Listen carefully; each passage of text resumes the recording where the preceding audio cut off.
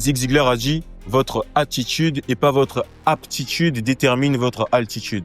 Cette citation renferme énormément de choses, tant dans le milieu professionnel que dans le milieu social. L'attitude que vous adoptez au quotidien ou même dans vos interactions sociales est un très bon indicateur de comment est-ce que les gens doivent vous traiter, de si vous êtes respectable ou non. Et c'est quand même dommage qu'il y ait des gens qui se plaignent de la façon dont ils sont traités, que ce soit par les femmes, par leurs amis, par leurs supérieurs ou leur entourage en général. C'est-à-dire qu'ils externalisent la responsabilité au lieu de prendre les choses en main. Parce que techniquement, tu obtiens de l'univers ce que tu mérites. Parce que tu as potentiellement la capacité d'en avoir plus. De la même manière, tu obtiens le traitement de faveur que tu mérites actuellement parce que tu le mérites. Et tu as la capacité d'obtenir un meilleur traitement de faveur si tu deviens une meilleure personne en conséquence. Et en ce qui concerne la perception que les gens ont de toi dans la société et de la façon dont ils te traitent, tout se base sur un élément fondamental et c'est ce dont on va parler aujourd'hui. En psychologie, l'attitude est une disposition mentale et émotionnelle qui influence la manière dont une personne réagit face à une situation. Elle est composée de 3 composantes fondamentales. Il y a la composante cognitive, c'est-à-dire ce que tu penses, la composante affective, c'est-à-dire ce que ça te fait ressentir, et la composante comportementale, c'est-à-dire la réaction qui en découle. Et il est bien évident que la source, c'est la composante cognitive, car elle va être représentative de ce qui a été introduit en toi lors de ton éducation, les personnes avec lesquelles tu as traîné, les auteurs que tu as lus et les expériences de vie que tu as emmagasinées. C'est-à-dire que si tu as un crâne bourré de croyances et d'idées de merde, il sera difficile pour toi de poser des actions qui reflètent une attitude digne de respect. Et donc pour ça, il faudra commencer par un recyclage. Et déjà, bienvenue sur ma chaîne pour cela. Déjà, la première chose qu'il faut que tu changes, c'est la perception que tu as des relations sociales. Aujourd'hui, il y a un mythe qui circule. On te fait croire que pour que les autres te respectent, il faut que tu aies une énergie négative. C'est-à-dire qu'il faut que tu frimes les gens dans la pièce, que tu ne salues personne en entrant, que tu sois irrespectueux, malpoli. Mais ça n'a rien à voir avec le respect. Les gens te détestent quand tu fais ça. Au pire, ils ont peur de toi parce que tu te trouves dans une position où ils sont censés avoir peur de toi. Vous allez remarquer que les grands hommes, les hommes charismatiques qui sont les plus respectés dans le monde, à l'instar de Barack Obama ou d'un acteur comme Michael B. Jordan, d'un conférencier comme Denzel Washington, ce sont des personnes très sympathiques malgré leur pouvoir. Ce sont des personnes qui savent apporter une bonne ambiance et une bonne énergie dans une pièce et dans un environnement. Ce sont des personnes qui savent détendre l'atmosphère. Et ça crée énormément de respect de la part des autres parce qu'ils se disent que même dans une position de puissance et de pouvoir, il sait créer une atmosphère agréable et donc faire profiter au maximum tout le monde de l'instant. Il y a quelques années, lorsque je suis arrivé en classe de terminale, on m'a élu une fois de plus chef de classe. Et moi, je me suis dit que cette année, ça allait vraiment être différent, que j'allais être le chef de classe le plus efficace et le plus dynamique possible. Et donc, j'ai mis en place plusieurs lois, plusieurs règles que mes condisciples devaient respecter pour la bonne tenue de la salle. C'est ce que je croyais en tout cas. C'est-à-dire que j'avais changé d'attitude envers les autres. J'étais devenu de plus en plus négatif. Et moi, je croyais que c'était de la sorte que j'allais avoir de l'impact sur les autres. J'étais devenu un véritable dictateur. Même lorsqu'il y avait un bruit au fond de la classe, vous connaissez le délire, je me levais et je réagissais de façon très hostile. C'est-à-dire que je fixais les autres dans les yeux pour leur faire comprendre que j'étais vraiment pas d'accord et qu'ils devaient arrêter. Dire leur daron. Et résultat des causes, ça a produit l'effet auquel je m'attendais. C'est-à-dire que la classe était devenue très silencieuse tous les jours et tout le monde était très réceptif aux restrictions qui avaient été données. Mais il y avait une conséquence à cela, c'est que je m'étais mis tout le monde à dos sans le savoir. Mais quelques temps après, je me suis rendu compte que je n'arrivais même pas à collaborer avec la moitié de la salle. C'est-à-dire que personne ne riait plus à mes blagues, les gens s'en foutaient de mes propositions et je faisais vraiment chier tout le monde.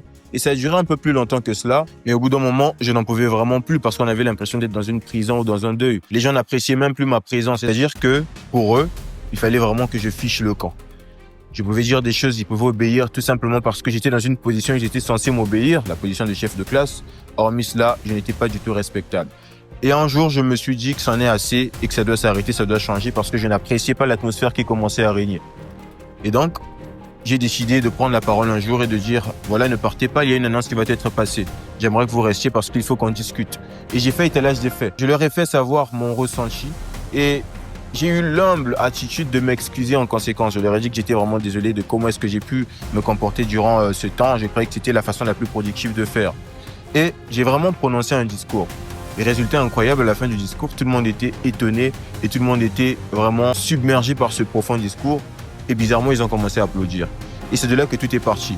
J'ai commencé à adopter une attitude différente de celle que j'ai eue au départ, à bâtir des stratégies de travail avec les autres. Nous avons commencé à vraiment collaborer, à travailler ensemble, à s'entendre, à rigoler pendant les cours. Et c'était pas une ambiance qui a été antinomique avec le fait d'avoir un résultat incroyable, parce que nous avons performé durant toute l'année. C'est tout simplement pour dire que la sympathie attire le respect. Il n'y a pas plus agréable qu'un leader qui est sympathique, un leader qui comprend les autres et qui sait se mettre à la place des autres. Donc, chose extrêmement importante, devenez une personne très sympathique. C'est l'une des attitudes primordiales qui va forcer le respect des autres. À l'occasion, Henri-Frédéric Amiel a dit « La sympathie est la première porte du respect. Il est plus facile d'honorer ce que l'on admire. » Donc, soyez des personnes agréables à fréquenter, travaillez sur votre personnalité, développez votre répartie, votre humour, votre éloquence et tout ce qui va avec. Ayez des anecdotes intéressantes à raconter, des expériences de vie intéressantes à raconter par la même occasion. C'est ce qui va forcer encore une fois le respect de la part des autres. Maintenant que vous êtes devenu une personne très sympathique, il ne faut pas que vous tombiez dans un piège, celui de toujours vouloir centrer l'attention sur soi. Déjà, il faut savoir que lorsque vous ignorez les autres et que vous centrez l'attention sur vous, tout le monde vous prend pour un con et on trouve que vous êtes chiant en fait. Vous êtes très désagréable en ce moment-là. Et donc l'idéal, c'est vraiment d'accorder du temps et de l'importance aux autres. Lorsqu'une personne parle, il faut l'écouter jusqu'à la fin.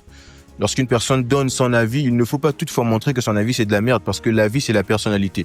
Lorsque tu rejettes l'avis d'une personne, en quelque sorte, tu es en train de rejeter ce qu'elle est en fait. Et ça, c'est pas quelque chose qui est facilement concevable. Et c'est pas quelque chose qui va faire en sorte qu'une personne te perçoive avec un regard vraiment respectueux. Donc le mieux à faire, c'est dans toutes les situations de vie, accorder du respect aux autres. Que ce soit par la façon d'écouter, l'écoute attentive. Même si tu es drôle, que tu as des anecdotes intéressantes à raconter, que tu es intelligent, du moment que tu ne montres pas que les autres sont aussi importants, tu deviens automatiquement chiant et personne ne veut te respecter. Aussi naturellement. Petite astuce, lorsque tu discutes avec quelqu'un ou lorsque tu es en train de faire un débat avec quelqu'un sur un sujet quelconque, évite de toujours vouloir le contredire dès les premières secondes de ton intervention. Parce que lorsque tu fais ça, ça désactive une partie de son cerveau qui fait en sorte qu'il ne veut pas écouter la suite de ton discours, mais qu'il soit tout simplement en train de préparer ce qu'il te dira pour te contredire encore une fois. Et là, ça ne fait pas vraiment avancer les choses. Donc, lorsqu'une personne parle, apprends par des astuces de rhétorique, accepter ce qu'il dit, à lui faire comprendre que tu comprends exactement son point de vue, sa façon de voir les choses, mais que toi aussi tu as une vision différente des choses et que là tu commences à argumenter aussi. Et donc là on arrive à une partie intéressante de la vidéo, c'est-à-dire comment faire pour ne pas te faire berner par ta sympathie et le respect que tu accordes aux autres. C'est-à-dire que ça peut être une arme que les autres vont utiliser pour effectivement te marcher dessus. Et donc comment ne pas arriver à ce stade? Il faut que tu sois une personne qui a des principes et des valeurs. C'est-à-dire que lorsque les gens te fréquentent, ils doivent savoir ce que tu es prêt à tolérer, ce que tu ne peux en aucun cas tolérer. C'est en ce moment-là qu'ils te respectent pour commencer. Et donc, astuce, tu peux noter dans un carnet ce que tu es prêt à tolérer et ce que tu ne tolérerais jamais. C'est vraiment une liste de priorités. Il y a des personnes qui sont sans personnalité. Lorsque tu n'as pas de personnalité, tu te fais mener en bateau à tout va. C'est-à-dire que les personnes se permettent de te dire ce qu'ils veulent quand ils le veulent. Et du moment que c'est drôle et que ça se fait en public, toi, tu laisses passer. Comment veux-tu qu'ils te respectent honnêtement? Mais le fait d'avoir des principes et des valeurs ne suffit pas. Parce que c'est même lorsque tu auras ces principes et ces valeurs-là que les personnes autour de toi vont vouloir t'éprouver, vont vouloir vérifier la solidité de tes principes et tes valeurs. Et donc, il y aura des situations dans lesquelles les gens vont essayer de bafouer ce que tu as dit que tu ne tolérais pas. Ils vont voir comment est-ce que tu réagis en fait. Ils vont voir est-ce que c'est du bluff. Parce que généralement, lorsqu'on dit qu'on ne veut pas de quelque chose, on a l'impression que c'est du bluff et les gens veulent vraiment tester la solidité de nos dires. D'autant plus qu'on est jugé par nos actions et pas par notre parole. Donc, ce qui va créer l'équilibre et le contraste parfait, c'est comment est-ce que tu réagis face aux situations. Lorsque tu te fais manquer de respect, par exemple, comment est-ce que tu réagis sur le champ? Un ami à toi te manque de respect en public, comment est-ce que tu réagis? L'idéal, c'est vraiment de s'approcher de la personne, de le regarder dans les yeux et de lui dire, mon gars, ce que tu viens de faire là, je n'apprécie vraiment pas. Et alors, j'aimerais que ce soit la dernière fois que ça se répète. Sinon, je pense pas qu'on fera long feu en tant qu'ami.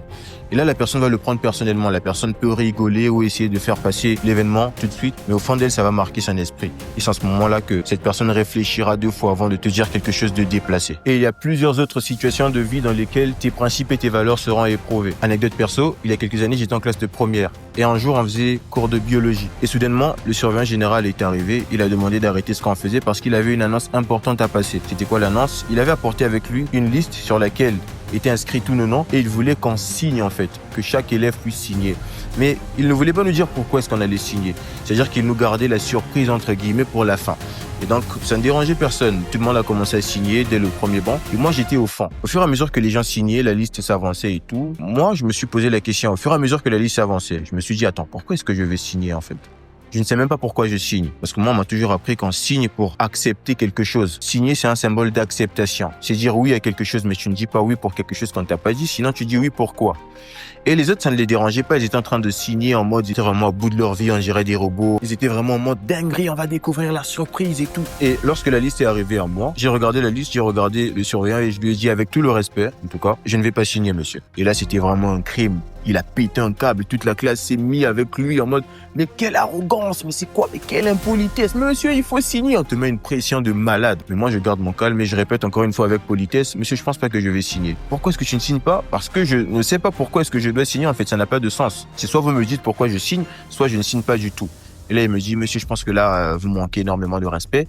Soit vous signez, soit vous rentrez chez vous. » Et moi, je dis « Ah, pas de souci, je vais rentrer chez moi parce que je ne vais pas signer. » Et là, je prends mon sac et je sors tranquille. Toute la classe était calme. Et le lendemain, à ma grande surprise, lorsque j'arrive, certains amis me font part de leur admiration vis-à-vis de l'acte que j'avais posé. C'est-à-dire que pour eux, c'était bien réfléchi en fait. Et c'était digne d'une attitude respectable parce que ils se rendent compte que s'ils avaient eu la même réflexion que moi auparavant, je n'allais certainement pas signer. Et même le prof de biologie qui s'était mis en accord avec le surveillant à la veille, il a juste fait parce qu'il ne voulait pas compromettre en fait la relation qu'il avait avec son collègue. Donc ne pas l'humilier. Parce qu'il m'a fait comprendre après que mon raisonnement était assez logique et que je n'avais pas de raison de signer, mais qu'il fallait quand même que je le fasse par effet de masse, etc.